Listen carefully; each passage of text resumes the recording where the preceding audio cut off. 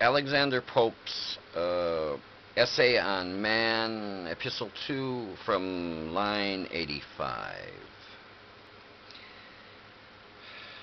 Wits, just like fools at war about a name, have full as oft no meaning or the same. Self-love and reason to the end aspire, pain their aversion, pleasure their desire, but greedy that its object would devour, this taste the honey and not wound the flower.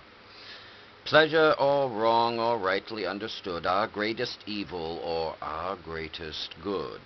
Modes of self-love, the passions we may call, 'tis real good or seeming, moves them all. But since not every good we can divide, and reason bids us for our own provide, passions, though selfish, if their means be fair, list under reason and deserve her care. Those that imparted court a nobler aim, exalt their kind and take some virtue's name. In lazy apathy let Stoics boast their virtue fixed, 'tis fixed as in a frost. Contracted all, retiring to the breast, but strength of mind in exercise, not rest. The rising tempest puts in act the soul, parts in May ravage, but preserves the whole. On life's vast ocean diversely we sail, reason the card, but passion is the gale, nor God alone in the still calm we find. He mounts the storm and walks upon the wind. Passions like elements, though born to fight, yet mixed and softened in his work, unite. But 'tis enough to temper and employ. But what composes man? Can man destroy? Suffice that reason keep to nature's road. Subject compound them, follow her and God.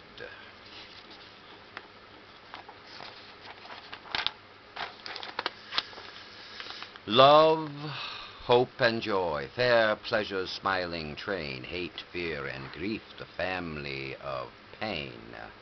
These mixed with art to do bounds confined, make and maintain the balance of the mind. The lights and shade whose well-accorded strife gives all the strength and color of our life.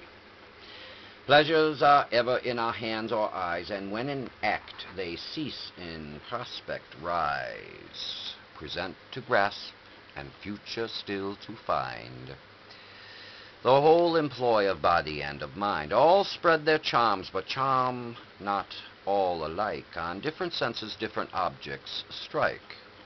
Hence different passions more or less inflame, as strong or weak the organs of the frame, and hence one master passion in the breast, like Aaron's serpent, swallows up to the rest.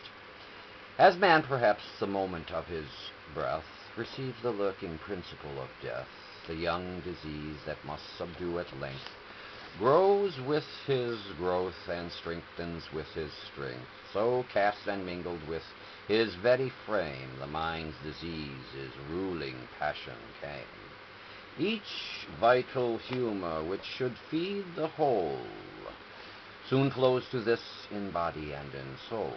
Whatever warms the heart or fills the head, as the mind opens and its functions spread, imagination plies her dangerous art and pours it all upon the piquant part. Nature its mother, habit is its nurse.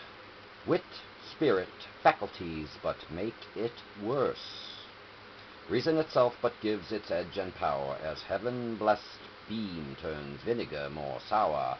We wretched subjects, though to lawfuls sway, in this weak queen some favourite still obey.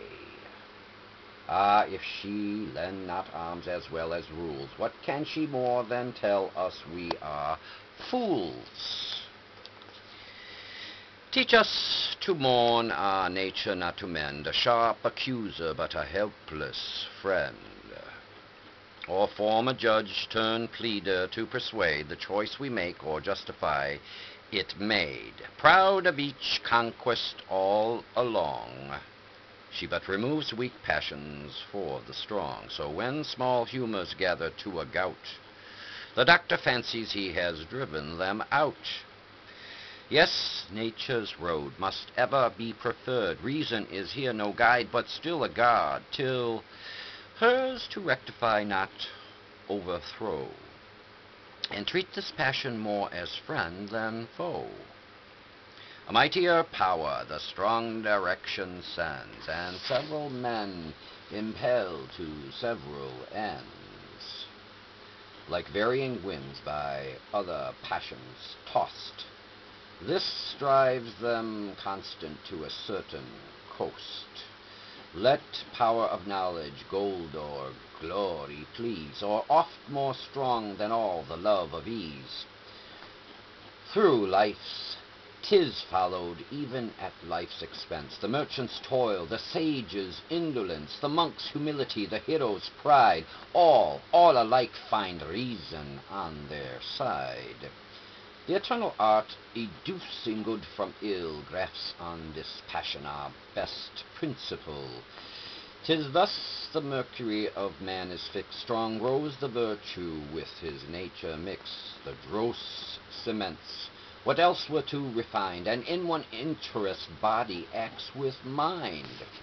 As fruits ungrateful to the planter's care, on savage stocks inserted learn to bear. The surest virtues thus from passions shoot, wild nature's vigor working at the root. What crops of wit and honesty appear from spleen, from obstinacy, hate, or fear?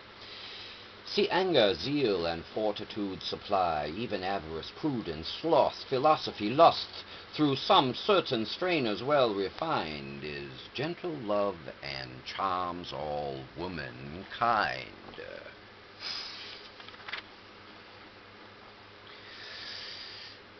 Envy, to which the ignoble mind's a slave, is emulation in the learned or brave. Nor virtue, male or female, can we name, but what will grow on pride or grow on shame. Thus nature gives us. Let it check our pride, the virtue nearest to our vice allied. Reason the bias turns to good from ill, and Nero reigns a Titus, if he will, the fiery soul abhorred. In Catiline, in Decius charms, in Curtius is divine. The same ambition can destroy or save, and make a patriot as it makes a knave. This light and darkness in our chaos joined, what shall divide the God within the mind? Extremes in nature equal ends produce, in man they join to some mysterious use. Though each by turn the others bound invade, as in some well-wrought picture light and shade. And oft so mix the differences too nice, where ends the virtue or begins the vice. Fools, who from hence into the notion fall, that vice or virtue there is none at all. If white and black blend, soften and unite 1,000 ways, is there no black or white? Ask your heart, and nothing is so plain. 'Tis to mistake them costs the time and pain.